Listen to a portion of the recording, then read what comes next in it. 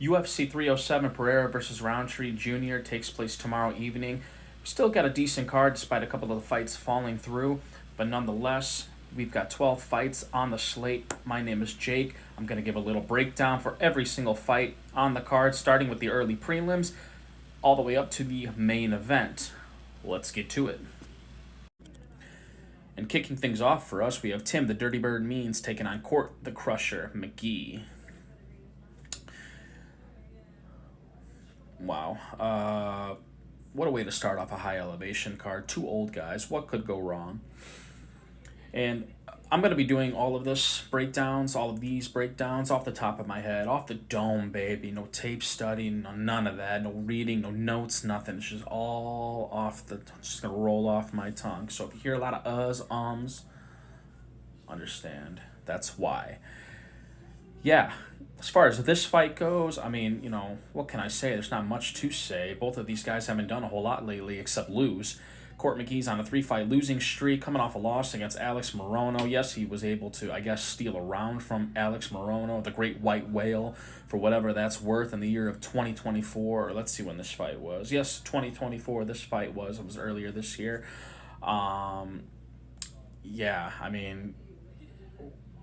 Was able to show some life in that fight, I guess. The previous two fights he got knocked out in. Tim Means lost 4 of his last 5. I would say to slightly tougher... Actually, no, he lost to Alex Morono. He got submitted by Alex Morono.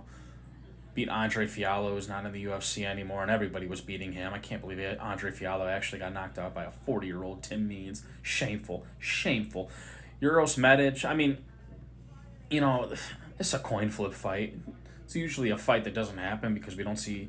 Usually one of these guys have to welcome a young and up-and-coming fighter, but Dana's being nice and not wanting to put either one of these two in the hospital at this stage of their careers. So, Tim Means, I think he's going to outdog Court McGee, I suppose, at this stage of his career and their careers. Tim Means is going to be the side here. I'll probably have a bet on it closer to the fight because I'm a degenerate, but I'm not going to advise anybody to lay a bet on it. So we're going to go with, for now, Tim Means, probably by decision. Maybe Court McGee death gasses, and Tim Means can get a finish in the later rounds 2 or 3. But I can't see Tim getting finished, and...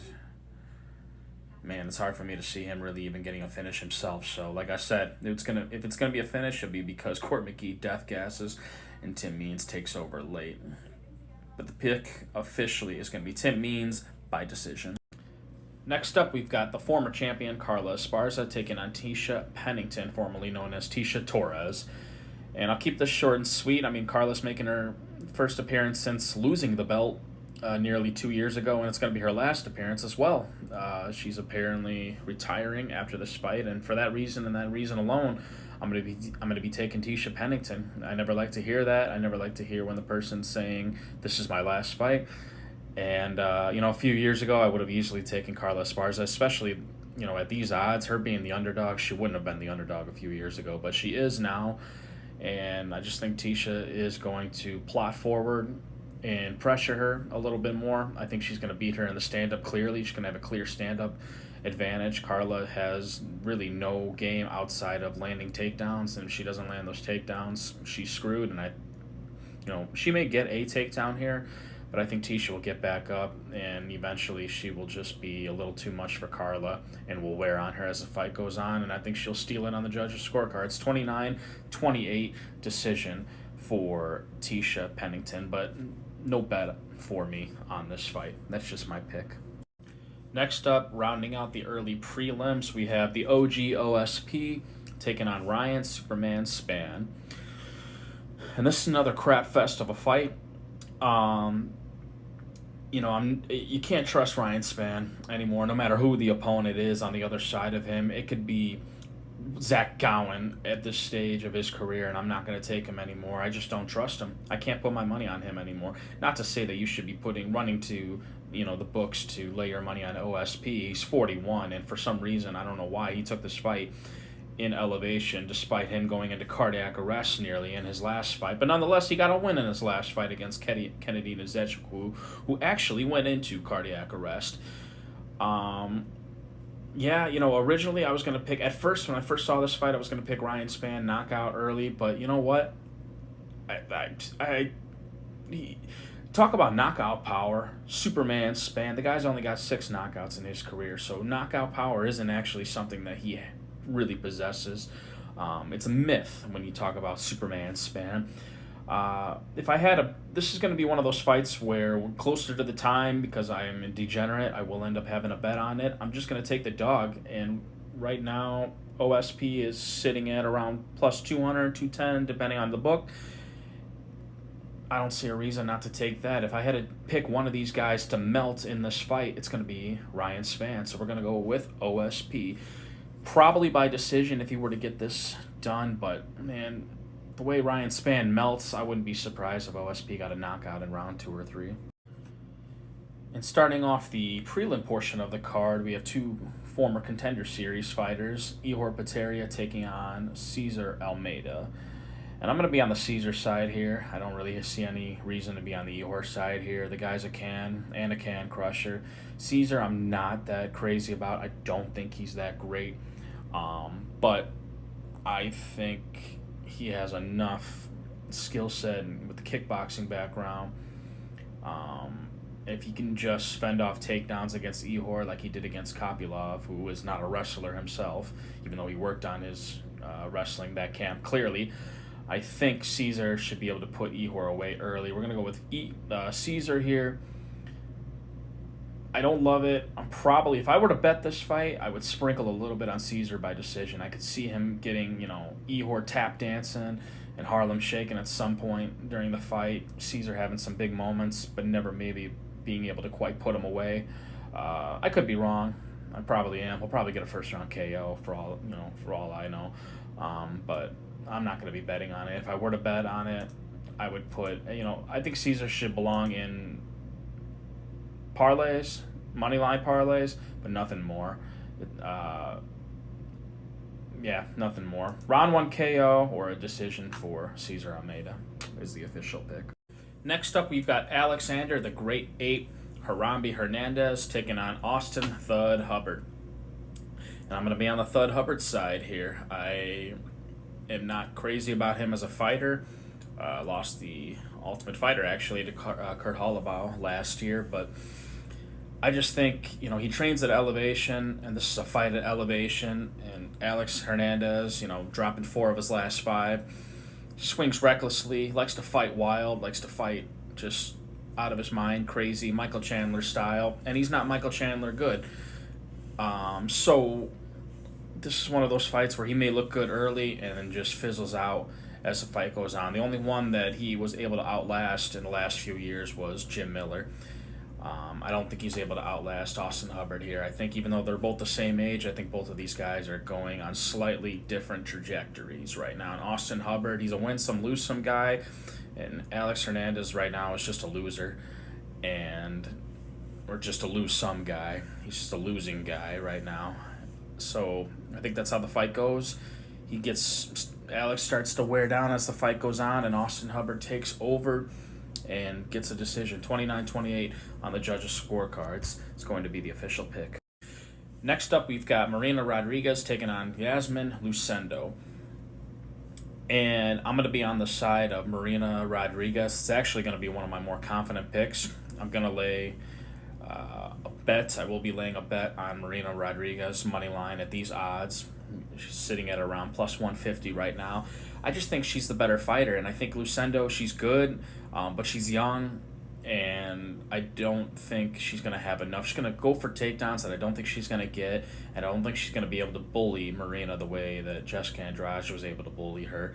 And Marina still held her ground against her, and even though I think she is starting to, her age is catching up to her, and I think she's starting to slow down, I still think she has enough in the tank to hold off somebody like Lucendo, who, her wins, are against, complete cans. Broken Walker, a complete bum. She should never have been in the UFC. Poliana Viana, okay, submitted her. And Carolina Kolokiewicz, an old Kolokiewicz, who's not bad, but again, Marina beats all 3 of those girls, smokes all 3 of those girls. So Marina Rodriguez is going to be the pick here by decision. That's the official pick. And wrapping up our prelims, we've got our feature prelim between Wonderboy Stephen Thompson and Joaquin Buckley. And this is another fight where I don't really understand the line at all, honestly. I miss the days where Joaquin Buckley was an underdog. Those days are long gone now. He's sitting at a minus 225, minus 230, depending on the book you look at. Yes, the odds are swaying me a little bit, but I just think Wonderboy's better than Buckley, a lot better, even at this stage of his career. He's 41 years old, sure. I never like to bet the older fighter ever, or usually I don't, but I don't think Thompson has completely fallen off, and even 75% of what Thompson used to be, I still think could be enough to beat Joaquin Buckley. Buckley is a shorter. He's gotten better. I will say Buckley has been getting better, but I just don't see how he's going to be able to get to Thompson and land on him repeatedly. This might be one of those fights where it's just a very boring fight, counter-striking, a lot of checking, and nobody really gets a whole lot of damage off, and it's just going to come down to the judges' scorecards and who they think ended up getting a couple of more powerful shots off. I just think Wonderboy Thompson, he even beat Kevin Holland. He finished Kevin Holland off the stool, and Kevin Holland knocked out Buckley. Granted, it was at 185, but still, Buckley may be in his division. I think he is in the right division he's supposed to be in. And usually this would be one of those instances where I would take the guy that's ascending, this trajectory, or we're going to take the younger guy in a 4-fight winning streak versus the guy, who's 41 and lost 3 or 4. But I think Wonderboy, especially at these odds, I'm going to take it. I think he still has enough left in the tank to be able to hold off Buckley and get the victory here on the judges' scorecards, especially at elevation. So we're going to go with Stephen Thompson by decision as the official pick. And kicking off the official pay-per-view for us, we've got Kayla Harrison taking on Ketlin Vieira. And, I'm going to be on the Kayla Harrison side of this one, obviously. I don't think Ketlin Vieira is trash by any means. I just think Kayla Harrison is levels above her, pretty much levels above everybody that's in the UFC right now. The only person I think that would be able to hold her off at this point is not even in the UFC anymore, and that's Amanda Nunes. So right now, this is Kayla Harrison's sport. This is Kayla Harrison's division, and I think she's going to run through Ketlin Vieira. I do. Ketlin Vieira is decent. It's kind of funny because Kayla Harrison was a decision merchant before she got to the UFC, and now I just suddenly, the way she finished Holly Holm, I just suddenly think she's going to just be running through the rest of these women in the UFC, especially this 135-pound division. This bantamweight division is horrible. I feel sorry for the winner of Raquel and Juliana, which we'll get to shortly, but this just got Kayla Harrison written all over it. I don't know if she gets the finish here, but I'm going to go ahead and say Kayla Harrison by second round submission is the official pick. Next up, we've got a little bit of a weird one. It was originally supposed to be Kevin Holland versus Chris Curtis, but Curtis pulled out with an injury, and he was replaced with the Caucasian Roman Dolidze, who I believe is not that good of a fighter. Really isn't a good fighter at all. He's got a good Greco-Roman background, and it has been able to carry him thus far into the UFC. But I think that he is kind of like Kevin Holland in a sense that his game plan seems to go out the window sometimes when the fight starts, and he doesn't always seem to fight to his strengths, and he likes to think that he's a striker, and he's not. He's not really anything other than, like I said, a Greco-Roman style wrestler. He's not very skilled. He has no stand-up whatsoever. So if he decides to make this a stand-up fight, which he could, because Kevin's not going to take this to the ground. He's not even going to attempt to. He's going to try to keep it off the ground. That's why he left middleweight originally and to go down to welterweight, because he was tired of getting held down by the middleweights. And this could very well be what happens again here. If it remains standing, Dolidze is going to get decapitated by Kevin Holland on the feet.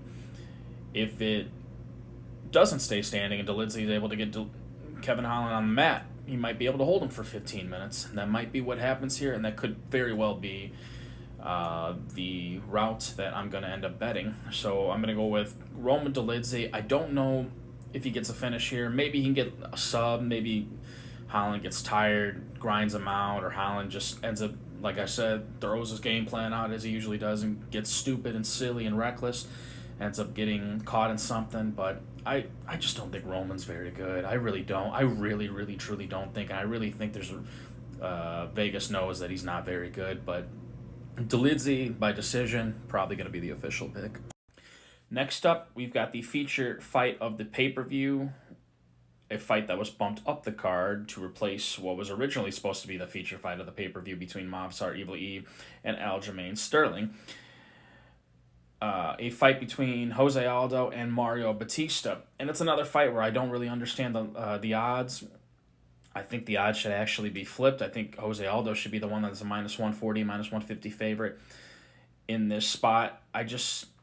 When I look at Mario Batista, I don't see a way that he gets this victory without getting Jose Aldo to the ground. And if Merab couldn't get Jose Aldo to the ground, I don't see how Mario Batista plans to do that. Or even snatch his back up and get a submission. I mean, Jose Aldo is a black belt. He's a jiu-jitsu guy at base. He just hasn't chosen to use it in like a decade. But he's going to keep this fight standing. And because Mario Batista is not a good fighter standing up, he swings recklessly and with looping shots, and he's just not the best striker. He's not a great all-around fighter. He's solid, very slick on the ground, but he's not the best on the feet. And Jose Aldo, I think he's going to end up picking him apart. Even at this stage of his career, Jose Aldo, I still think ends up picking a guy like Mario Batista apart on the feet. I think Jonathan Martinez was a tougher fight for Jose Aldo than Mario Batista. Maybe I'm wrong. Maybe Mario is improving and shows us something in this, but I doubt it. I doubt he's any different than what we've seen. Who's a good fighter. He's on a 6-fight winning streak. Guy got knocked out by Star Jones, and that just would never happen in Jose Aldo's world. So we're going to go with Jose Aldo, probably by decision. That's the official pick. And here we are, finally, at the co-main event that we've all been waiting for, a title fight that we've all been waiting for between Raquel, too cool to be entertaining, Pennington, and Juliana, the Venezuelan vixen, Pena. Listen, as much as I want to support Juliana for being a local and wanting her to get the belt so it can help propel a card to come to Chicago, I just don't think it's going to happen. I think Juliana stinks. I don't think Raquel is that great either, but I think Raquel is one of those just smart, savvy veterans where she knows she's going to come in with the game plan to get the job done, and she's going to stick to the game plan no matter how terribly boring that game plan is. And she did it against Mauro Bueno Silva, who is, I think, a better version of Juliana Pena. Juliana Pena stinks on the feet. She's horrible. And she doesn't submit really a whole lot of people for somebody who is so good on the ground. I mean, she submitted Amanda Nunes, but I mean, she got submitted by GDR. Who gets submitted by GDR? Certainly not a good black belt. So I'm not going to waste too much time on this. Raquel Pennington's going to be the pick, probably by decision, because I don't see any other way that she gets a victory in this fight. So that'll be the official pick, Raquel Pennington by decision. And last but certainly not least, we have the main event of the evening as Alex Pereira defends his belt for the, I believe, third time now? Yes, third time he will be defending his belt here as he takes on Khalil Roundtree Jr. I wish this wasn't such an easy pick for me, but it just is. I mean, just based off the size difference that you see at the face-offs, and I know Khalil's on a 5-fight winning streak, but I mean, I'll be honest, I think Alex could he could knock out all 5 of those opponents that Khalil Roundtree beat in the same night. I think he would beat them all, line them all up, 5-1, back to back to back to back to back. He would knock them all out. Anthony Smith, Dawkins, Dustin Jacoby, Carl Robertson, and Modestus Bukowskis. I mean, I can't get that Marcin Prashnio loss out of my head for Khalil Roundtree, and that was just a couple of years ago. And because of that, I just don't see any way that he gets this victory other than just a puncher's chance, a lucky shot. So I'm sure Joe Rogan is going to love the low kick fest between these guys for as long as it lasts. But Alex Pereira is going to be the official pick, and Alex Pereira round 2 knockout. And as always, guys, if you made it this far, thank you again for watching. I greatly appreciate it. Drop a like and subscribe below if you enjoyed the video. And I will try my best to keep you entertained going forward, as well as keeping these pecs looking as good as they do now. I hope you guys enjoy the pay-per-view, and I will see you all in the next video.